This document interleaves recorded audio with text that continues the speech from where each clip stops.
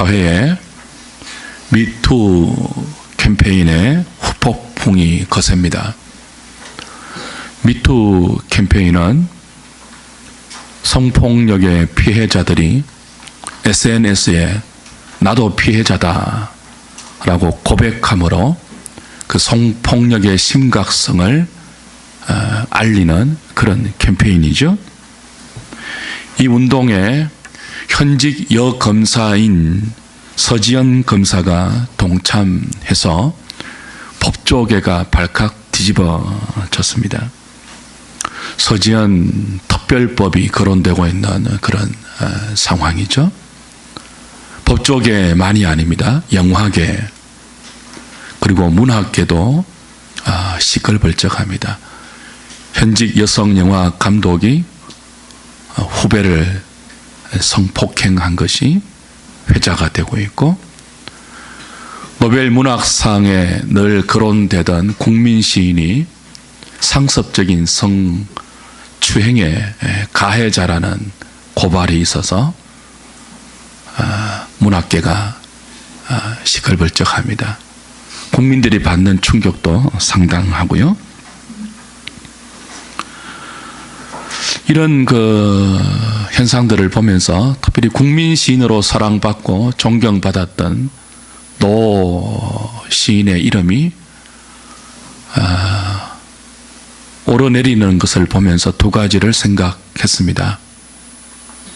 하나는 말과 글과 지위로 얼마든지 사람들을 기만하고 속일 수 있구나 하는 것입니다.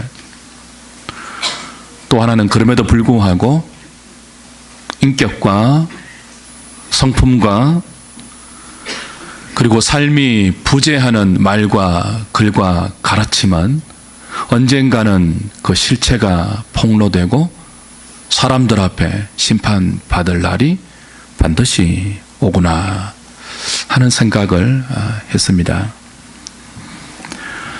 주 안에서 사랑하는 여러분, 우리가 사는 이 세상에는 진짜와 가짜가 섞여 있습니다. 진짜가 있는 반면 진짜를 속 빼닮은 가짜가 언제나 존재하죠.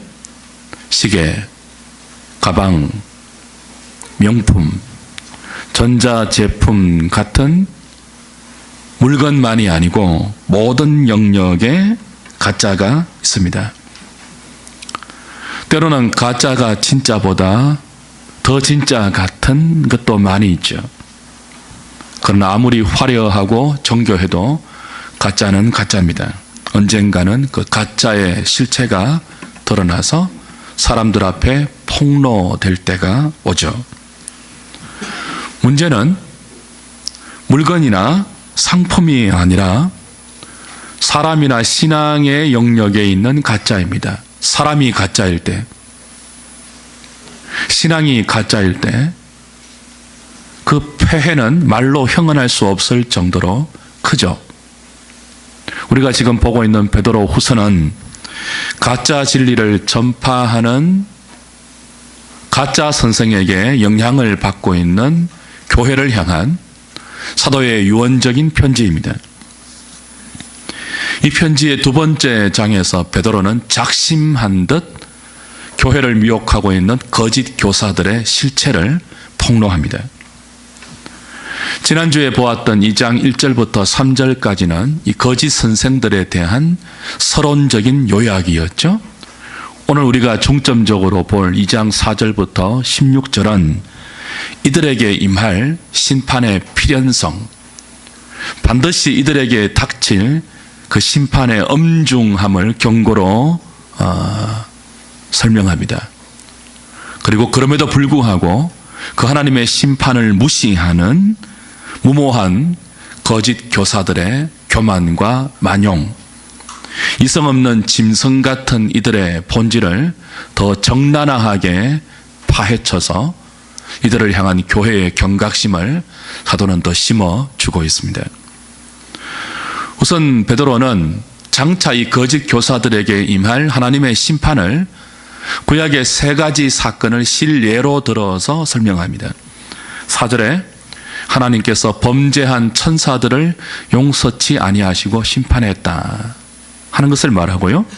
5절에 옛 세상을 하나님께서 용서하지 아니하시고 노아의 홍수로 심판했다 하는 홍수 심판을 언급합니다.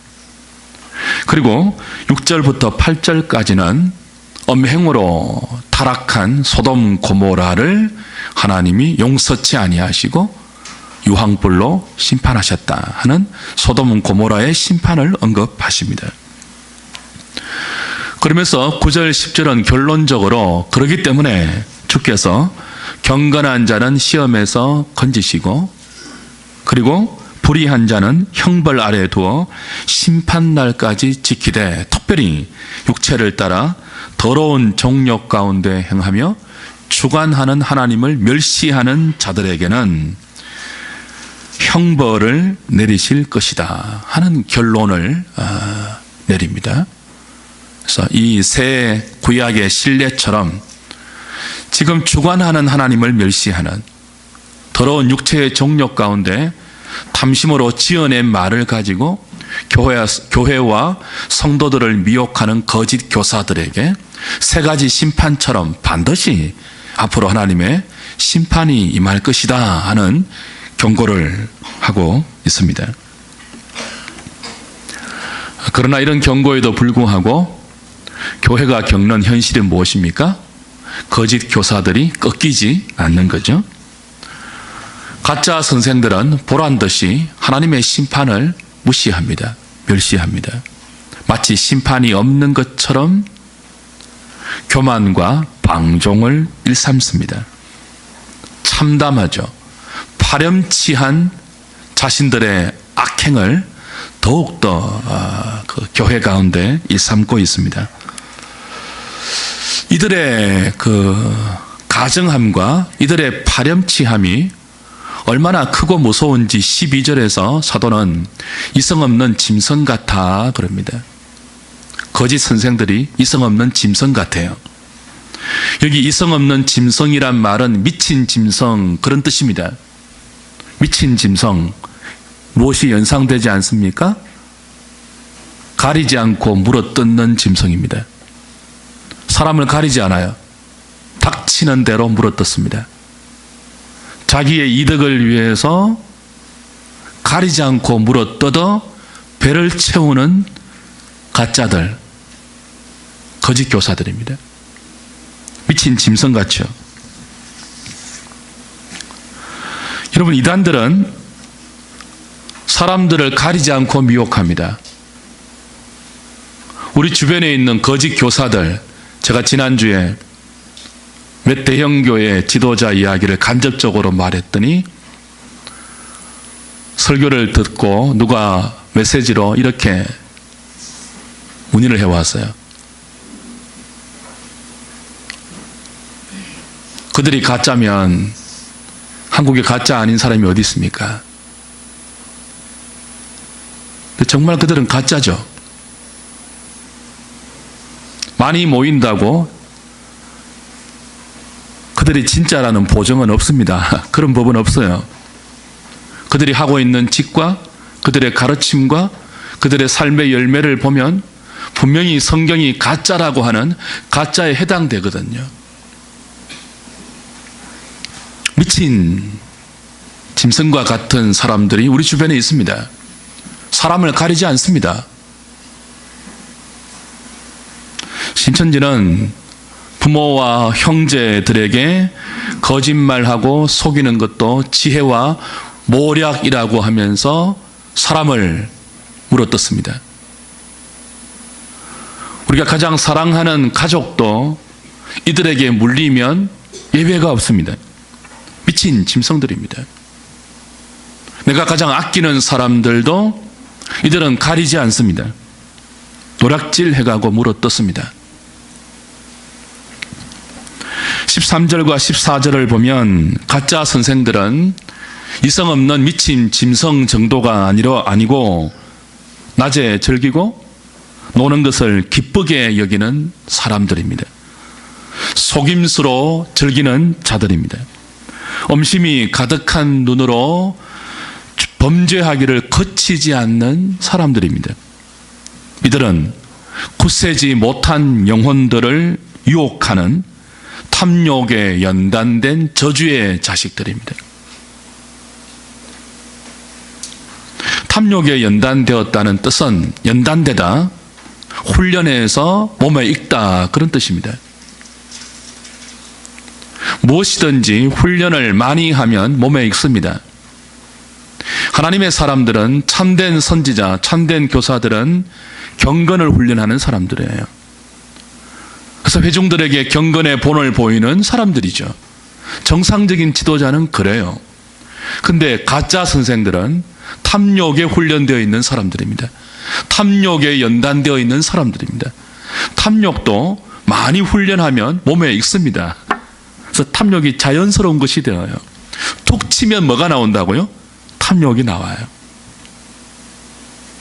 그래서 그들의 가르침과 그들의 지도와 그들이 행하는 모든 삶의 내용과 본질에는 툭 치면 탐욕이 나온다는 거예요.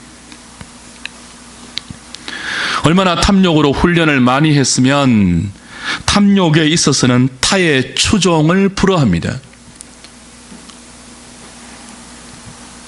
그러면서 사도는 이렇게 탐욕에 연단된 가짜 선생들의 대표적인 예로 구약의 발람 선지자를 인용합니다.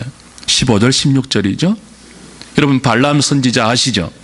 이스라엘이 모압에 당도했을 때 모압 왕 발락이 이스라엘을 저주해 달라고 선지자를 찾았는데 그 선지자 이름이 발람입니다. 발락은 모압의 왕이고 발람은 선지자입니다. 하나님께서 발람이 자기 백성인 이스라엘 백성을 저주하지 못하도록 막으셨죠. 근데 모압 왕 발락이 발람에게 얼마나 많은 돈을 제시합니까? 발락이 제시하는 그 수많은 돈 앞에 발람이 흔들리죠.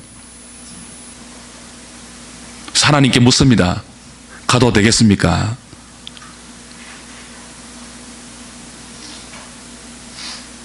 하나님이 가라고 하시겠습니까? 근데 묻는다는 것은 하나님의 뜻과 상관없이 탐욕에 연단된 선지자가 불의의 길을 가겠다는 뜻이거든요. 베드로는 이런 발람의 행동을 불의의 삭슬 사랑하여 바른 길을 떠나 미혹된 자들, 미친 행동이라고 오늘 설명합니다. 하나님의 뜻을 알고도 불의의 삭슬 사랑한 길로 가는 발람을 죽이려고 천사가 칼을 들고 나타나죠. 근데 발람의 눈에는 자기를 죽이려고 칼을 빼들고 나타난 천사가 보이지 않습니다. 발람이 보지 못하는 칼을 빼든 천사를 누가 봅니까? 나귀가 봅니다. 이성 없는 짐승인 나귀가 봅니다.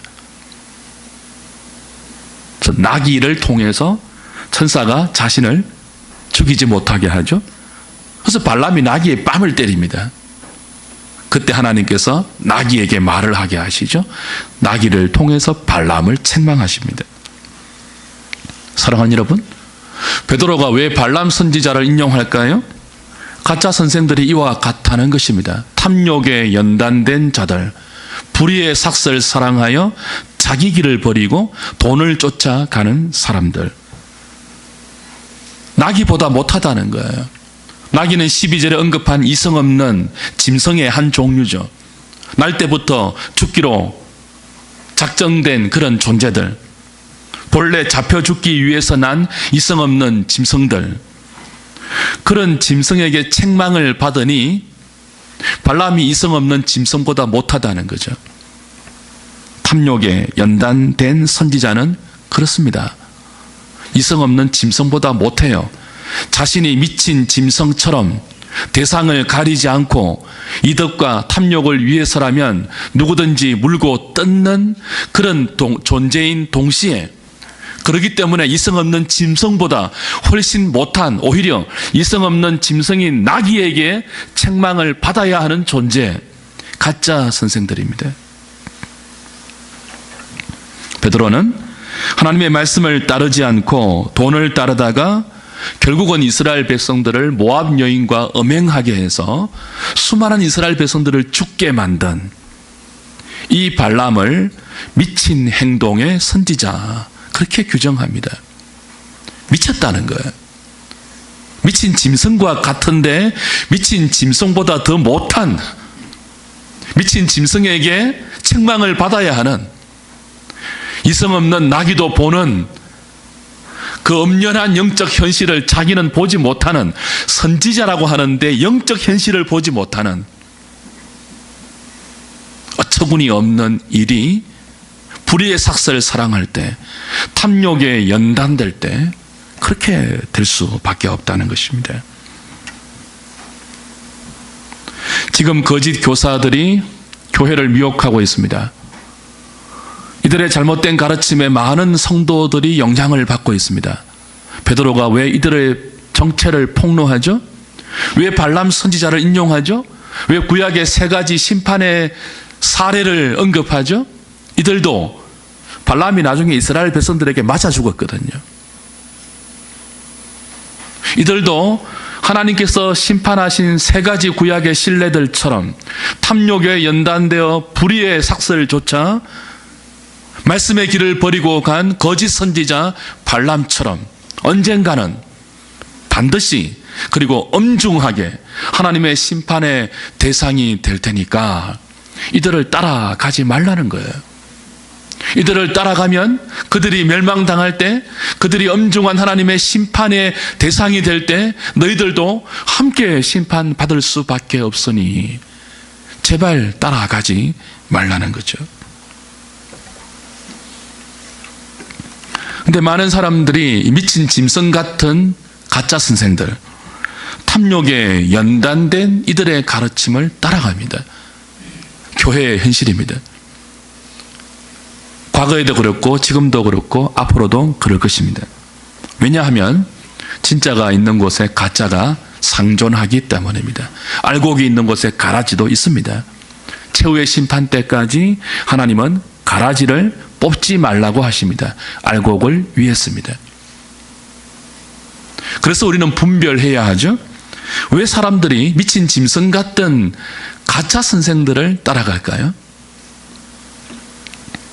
우선은 이들에게 임할 하나님의 심판이 당장 심판처럼 보이지 않는 맥락이 있습니다. 오늘 그 내용은 따로 설명드리지 않겠습니다.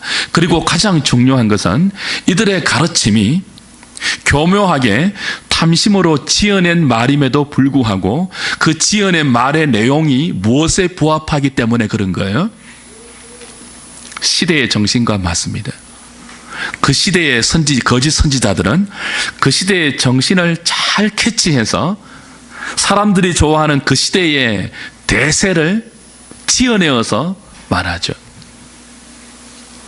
성경 말씀을 사사로이 풀어서 진리의 말씀으로 해석하는 것이 아니고 사사로이 풀어서 시대의 정신에 맞게 왜곡시켜 지어내어 사람들에게 전합니다. 또 한 가지는 그들이 지어낸 탐심의 말은 대부분 우리 안에 있는 타락한 본성에 부합되는 말이에요. 거룩한 성령의 소욕에 부합되는 것이 아니고 옛 본성, 타락한 우리의 죄의 습성, 육체의 본성에 이끌리고 부합되는 말들을 그들이 가르침으로 전파한다고요. 인간의 보편적인 소원, 경제적인 욕망, 종교적인 탐심을 자극하는 말을 그들은 준비해서 다가옵니다. 특별히 어려움에 처해 있는 사람들에게 거짓 선생들은 자신이 답이 되는 것처럼, 그 어려움을 해결할 수 있는 특별한 방책이 되는 것처럼 나름대로 자신을 가장해서 다가옵니다. 그래서 사람들이 속죠. 심지어 이 가짜 선생들의 가르침이 한 시대를 주도하는 가치관을 형성하기도 합니다. 여러분, 19세기를 풍미했던 20세기와 지금도 여전히 성행하고 있는 자유주의 신앙. 그죠? 이성과 합리를 들고 나와서 성경에서 하나님의 창조와 창조주 하나님의 개념을 빼어버리죠. 이성이라는 명목으로. 무에서 유의 창조, 하나님의 창조, 크레이토 니힐로, 아무것도 없는 것에서 하나님의 전능하신 능력으로 모든 것을 창조하신 하나님의 창조를 자유주의자들은 성경에서 빼어버립니다. 예수 그리스도의 동정녀 탄생, 십자가에 죽으시는 대속의 죽으심, 장사한 지 사흘 만에 무덤에서 부활하신 그리스도의 부활, 이런 것들은 전부 인간의 이성에 맞지 않는다고 보고 신화라고 몰아붙이죠. 동정녀 탄생을 성경에서 빼버립니다. 하나님의 구원과 구원의 개념을 내적인 가치와 의미와 교훈으로 축소시키고 전락시키고 왜곡시켜 버리죠. 가짜 선생들입니다. 그런데 수많은 지성인들이 이 가짜 선생의 합리적이고 이성적으로 보이는 지어낸 말에 찬동하고 따라가죠. 번영신앙은 어떻습니까? 예수 믿으면 영혼이 잘됨같이 범사에 잘되고 강건하다는 삼박자 축복, 얼마나 우리의 타락한 본성에 매력적인 가르침입니까? 영혼에 대한 진지한 질문을 던지지 않아도 돼요. 삼박자 축복에는. 아무든지 나를 따라오려거든 날마다 자기를 부인하고 자기를 쳐서 복종하는 자기 십자가의 길을 가지 않아도 삼박자 축복 신앙은 얼마든지 가능하죠. 쉽게 예수 믿을 수 있는 넓은 길을 삼박자 축복은 열어놓았습니다. 그러니 굳이 자신을 바꾸지 않아도 가능한 이 편리한 신앙에 사람들이 많이 모이는 것은 당연한 이치입니다. 부자 되고 성공하면 어떻게 살아도 하나님이 복을 주신 이 삼박자 축복이 얼마나 매력적입니까? 사랑하는 여러분, 거짓 교사들의 가르침은 미친 짐승들이 대상을 가리지 않고 물어뜯는 만행에 가까운 것입니다. 그런데 왜 사람들이 이 만행을 알아보지 못하고 이들을 따라가죠? 만행이 만행처럼 보이지 않는 교묘한 가장술 때문입니다. 속죠. 이들은 사람을 미혹할 만한 타당성과 독특한 카리스마를 가지고 사람들에게 접근합니다. 여러분, 가짜 선생인데 카리스마가 있습니다. 카리스마가 있다고요. 이들을 통해서 체험도 나타난다고요. 그래서 사람들이 모이죠. 거기에다가 쉽게 갈 수 있는 신앙을 덧붙여 주니까 얼마나 매력적입니까? 발람 선지자가 한 게 뭐예요? 모압 여인과 음행할 수 있도록 가만히 길을 열어주었거든요. 즐길 수 있는 신앙을 열어주었다고요. 음행할 수 있는 신앙. 여호와 신앙이 아니고.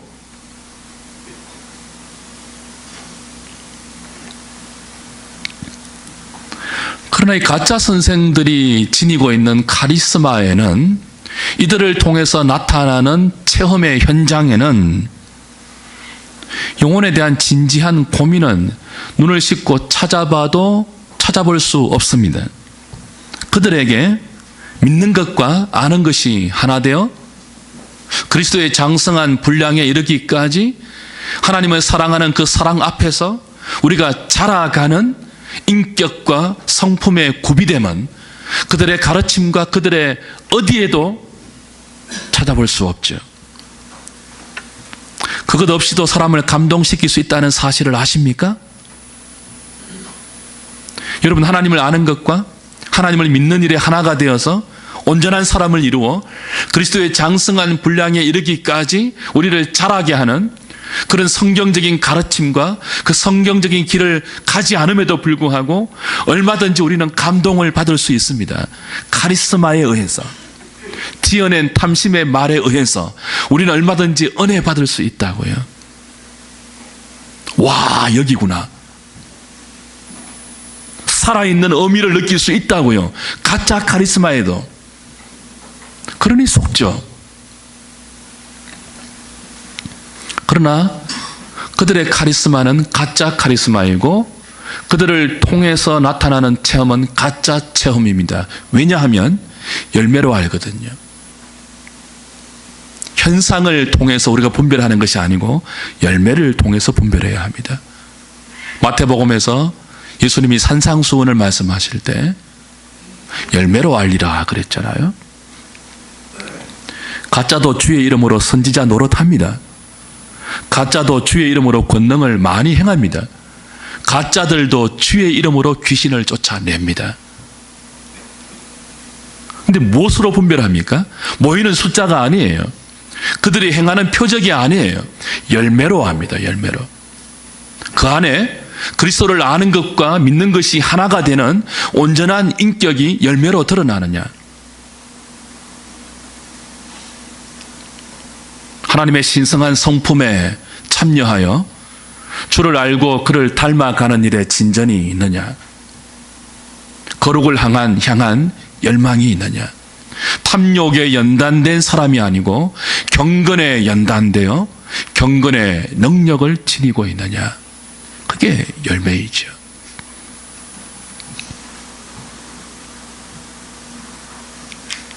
사람들이 저렇게 많이 모이는데 어떻게 가짜이겠느냐 그런 말을 하면 안 되죠. 앞에서 베드로가 인용한 세 가지 하나님의 심판의 예를 보십시오. 범죄한 천사들을 용서하지 아니하시고 심판하신 것, 옛 세상을 용서하지 아니하시고 물로 심판하신 것, 소돔 고모라를 용서하지 아니하시고 그들의 음행을 불로 태우시고 심판하신 것. 근데 심판이 임할 때까지 전부 이들이 대세였습니다. 그걸 아십니까? 노아의 홍수가 임하기 전까지 노아만 이상한 사람이었고 홍수로 심판당할 그 사람들이 대세였다고요. 소돔 고모라의 유황불이 떨어지기 전까지 어려운 롯만 심령이 상하였지 그 사람들이 대세였다고요. 동성애 행하는 그 사람들이. 심지어 사탄의 경우는 하나님의 심판을 받고 있음에도 불구하고 전혀 심판을 받지 않은 것 같은 상황이 현실이에요. 오늘 베드로가 뭐라고 합니까? 하나님께서 범죄한 천사들을 용서하지 아니하시고 지옥에 던져 어두운 구덩이에 두어 심판 때까지 지키게 하셨다 그럽니다. 하나님께서 자기 지위를 버리고 교만하여 하나님을 대적한 범죄한 천사들, 사탄과 그의 졸개 귀신들이죠. 그들을 용서치 아니하시고 지옥에 던져 어두운 구덩이에 심판 때까지 두어서 지키게 했는데 여기 지옥에 던진 어두운 구덩이가 어디일까요? 사탄이 지금 여기에 있거든요. 그의 졸개들과 더불어서. 박윤선 박사는 하나님께서 범죄한 천사들을 심판하셔서 지옥의 어두운 구덩이에 던져 심판의 날까지, 최후의 심판의 날 때까지 지킨다 하셨는데 이 지옥의 어두운 구덩이를 박윤선 박사는 이 세상으로 보았습니다. 어디라고요? 저와 여러분들이 살고 있는 이 세상으로 보았다고요. 그러니 우리가 발을 딛고 믿음으로 사는 이 세상은 이중적인 성격이 있어요. 하나는 하나님이 창조하신 피조 세계로의 세상입니다. 그래서 하나님의 백성인 우리가 최선을 다하여서 이 세상을 하나님의 나라로 경작하고 다스리고 지키고 회복해야 할 사명적인 성격이 이 세상에 있습니다. 또 하나는 정반대로 이 세상은 지옥의 성격이 있습니다. 자기의 지위를 지키지 않고 하나님을 대적하여 하늘에서 쫓겨난, 다시는 하나님 존전에 가까이 가지 못하는, 구원의 기회가 없는 이들을 하나님이 지옥 어두운 구덩이에 던져 놓으신 것이 세상이기도 합니다. 그래서 세상은 하나님의 허용 가운데 사탄이 공중 권세를 잡고 있죠. 요한복음 12장 31절과 요한복음 16장 11절에서 예수님은 사탄을 세상의 임금이라고 불렀습니다. 세상의 임금이에요. 주께서 이 땅에 오셨을 때 회개하라 천국이 가까웠다 하시고 하나님의 나라를 이 땅에 다시 세우실 때 많은 귀신을 쫓아내셨습니다. 어떤 귀신은 아직 우리 때가 오지 않았는데 왜 우리를 잡으려고 하십니까? 라고 항변하기도 했습니다. 무엇을 반증하는 거예요? 이 세상이 하나님께서 범죄한 천사를 지옥 어두운 구덩이에 가두어버린 지옥이기도 하다는 거예요. 예수님께서 많은 귀신을 쫓아내시고 그들이 조성해 놓은 더러움과 썩어짐과 허무함을 이기고 하나님의 나라를 세우셨죠. 그래서 성도들은 이 세상을 최종의 종착지로 꿈꾸고 소원하는 사람들이 아닙니다. 번영신앙처럼 예수 믿고 이 땅에 잘 먹고 잘 사는 게 복이 아니에요. 우리의 사명은 예수 믿고 그리스도를 생명으로 받아 주님이 하셨듯이 이 지옥의 어두운 구덩이인 세상을 허무함과 더러움과 썩어짐의 종노릇하게 만든 장본인인 귀신이 조성해 놓은 사탄이 만들어 놓은 모든 어둠의 가치관들을 하나님의 말씀의 진리로 밝혀서 깨뜨리고 빛의 나라 만드는 거죠. 그 나라 만드는 사명을 가지고 이 세상을 순례자와 나그네로 지나가는 사람들이에요. 우리는 지나가는 사람들입니다.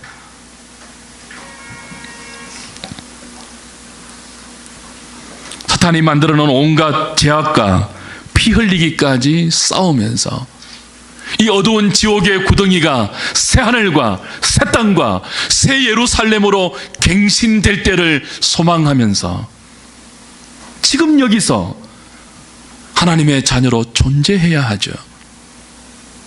그리스도를 아는 것과 믿는 일에 하나가 되어 하나님의 신성한 성품에 참여하여 그분을 닮아가는 것이 우리 신앙의 핵심입니다. 그것이 빠져버린 모든 체험, 그것이 빠져버린 모든 가르침은 가짜들이 지어낸 탐심의 교훈입니다.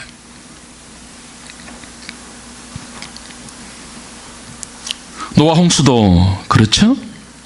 소돔 고모라도 그렇죠. 홍수가 임하고 유황불이 떨어지기 전까지 그들이 대세였습니다. 그들이 세상에서 왕노릇하고 큰 소리쳤다고요.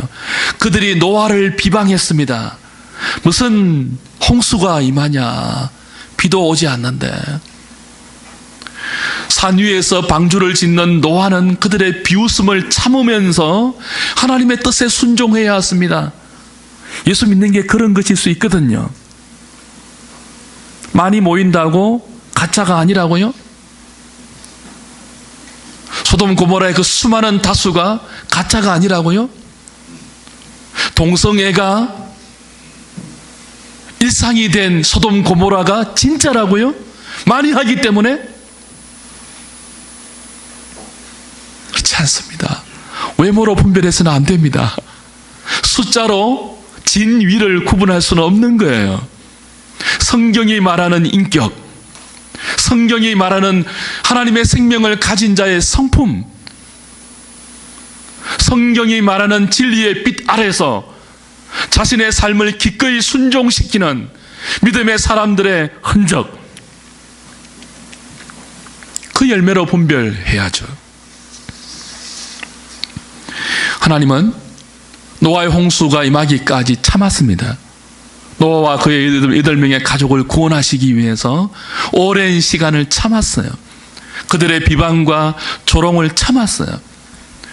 하나님은 아브라함의 조카 롯을 그 불 붙는 소돔성에서 건지기 위하여 참았습니다. 오래 참았습니다. 그런데 하나님이 참는 그 기간에 다수가 하나님의 심판이 없다고 주관하는 일을 멸시하면서 탐심으로 연단된 마음으로 불의를 즐겼죠. 결과는 무엇입니까? 심판입니다. 심판이에요. 사랑하는 여러분, 왜 사도가 베드로후서 1장에서 그토록 힘써 보배로운 믿음에 덕을 더해라, 그 덕에 지식을 더하라, 지식의 절제를 더해라, 절제의 인내와 인내의 경건과 경건의 형제의 우애와 형제 우애의 사랑을 힘써 더하고 공급하라. 왜 그렇게 믿음의 덕과 지식과 절제와 인내와 경건과 형제 우애와 사랑을 강조했을까요?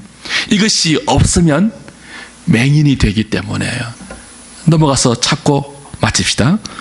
베드로후서 1장 4절, 5절, 6절, 7절 보십시다. 8절, 9절까지 봅니다. 이로써 그 보배롭고 지극히 큰 약속을 우리에게 주사 이 약속으로 말미암아 너희가 정욕 때문에 세상에서 썩어질 것을 피하여 신성한 성품에 참여하는 자가 되게 하려 하셨느니라. 그러므로 너희가 더욱 힘써 너희 믿음의 덕을, 덕의 지식을, 지식의 절제를, 절제의 인내를, 인내의 경건을, 경건의 형제 우애를, 형제 우애의 사랑을 더하라. 이런 것이 너희에게 있어 흡족한즉 너희로 우리 주 예수 그리스도를 알기에 게으르지 않고 열매 없는 자가 되지 않게 하려니와. 9절 봅니다. 시작. 이런 것이 없는 자는 맹인이라 멀리 보지 못하고 그의 옛 죄가 깨끗하게 된 것을 잊었느니라. 자, 이런 것이 없는 자는 뭐라고요? 맹인이래. 이런 것이 뭐죠?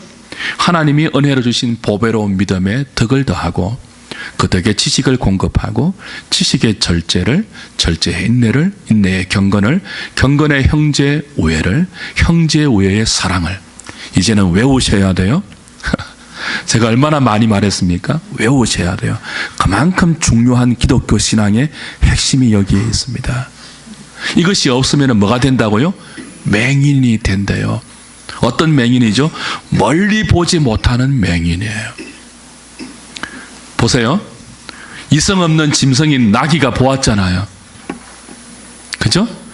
그런데 선지자라고 하는 발람이 탐욕에 연단되어 불의의 삭슬 사랑하여 자기 길을 버리니까 나귀도 보는 것을 보지 못해요.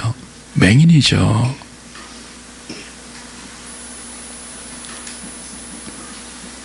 거짓 선생들만 그럴까요? 우리 안에 가짜의 요소가 없는가요? 많습니다. 그렇죠?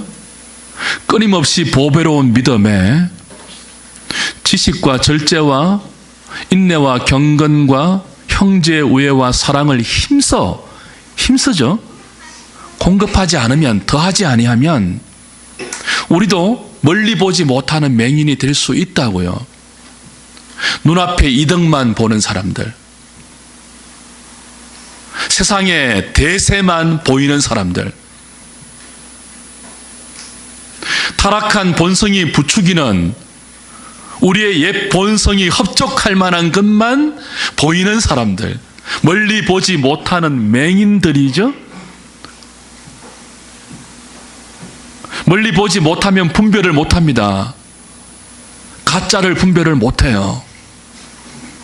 짝퉁을 분별을 못해요. 짝퉁을 들고 다니는데 명품이라고 말하는 사람이 얼마나 우스워요.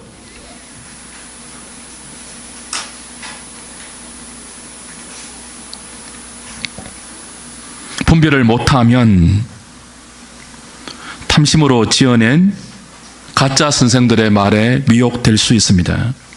그리고 그들의 만행에, 미친 짐승 같은 만행의 희생자가 될 수 있습니다. 여러분이 희생자가 될 수 있다고요. 경각심을 가지십시오. 진리에 대한 분별력은 오직 성령의 감동으로 된 하나님의 말씀을 주위에서 읽고 마음의 새벽별이 떠오르기까지 그 말씀의 주인 되시는 예수 그리스도와 생명 되신 그분의 뜻이 여러분의 마음에 밝히 깨달아질 때까지 그 말씀을 묵상하고 그 말씀을 읽고 그 말씀에 순종하는 삶을 살 때 여러분에게 하나님을 아는 감각이 생깁니다. 영적인 감각이 생기고 멀리 보는 눈이 열려서 진리와 가짜가 분별이 됩니다. 말씀에 천착하십시오. 부디 하나님 말씀에 깨어 있어서 가짜의 유혹에 넘어가지 않는, 목자의 음성을 듣고 어린 양이 어디로 인도하든지 따라가며 그 생명의 꼴로 여러분의 영혼이 부요해지는, 그래서 이 어두운 지옥과 같은 세상에 사탄이 조장해 놓은 가치관에 흔들리지 않고 하나님이 다시 밝혀주신 하나님의 나라 백성으로서, 그 진리를 가진 자로서, 하나님을 아는 생명의 주인으로서 그것이 없는 이 불쌍한 수많은 사람들에게 다가가십시오. 가짜가 다가가서 그들의 영혼을 미친 짐승처럼 노락질하기 전에 여러분이 그들에게 말씀의 사람으로 다가가셔서 그들의 영혼을 그리스도에게 인도하십시오. 우리의 공동체인 주의 몸된 교회를 진리로 지키셔야 합니다. 가짜가 들어오지 못하도록, 가짜 가르침이 우리 가운데 침범하지 못하도록 말씀에 깨어있는 공동체, 말씀에 깨어있는 우리 한 사람 한 사람 되실 수 있기를 주님의 이름으로 부탁드립니다. 기도하겠습니다.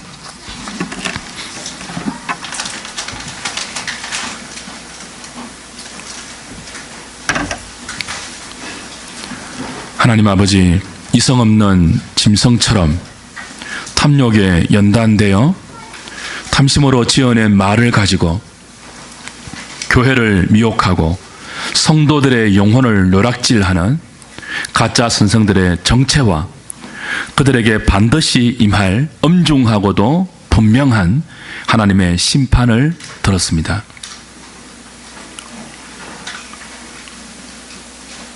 오늘 우리 주변에도 너무나 안타깝게 수많은 사람들이 미친 짐승과 같은 가짜 선생들의 만행으로 분별하지 못하고 탐심으로 부추겨진 마음이 오히려 미혹되어 따라가는 현상을 봅니다. 외모와 사람들이 많이 모이는 숫자와 그럴듯한 체험과 신비한 현상에 미혹되지 말고 열매로 알리라고 하신 하나님의 말씀 따라서 하나님을 아는 것과 믿는 일에 하나가 되어 온전한 사람이 되어 그리스도의 장성한 분량에 이르기까지 우리를 자라게 하는, 우리의 인격과 성품에 주를 닮아가는 이 일에 진전이 되는, 그리고 이 일이 빠져버린 모든 체험과 현상이 가짜임을 알고 말씀의 빛 아래에서 잘 분별하여 영혼들을 바르게 인도하고 하나님의 생명이 허락하시는 그 풍성한 아름다움과 부요함 안에서 사람들을 인도하고 이끄는 이 일에 우리의 남은 생애가 잘 쓰임받고 또 이를 위해서 경건의 훈련을 우리가 열심히 하는 우리 하늘의 모든 식구들 되게 하여 주시옵소서. 세상의 불의에 대해서 침묵하지 말게 하시고 불의의 삭슬 가는 길에 서 있는 자들을 안타까운 마음으로 돌이킬 수 있는 영혼의 열심이 우리에게도 있게 하여 주시옵소서. 예수님의 이름으로 기도하옵나이다. 아멘.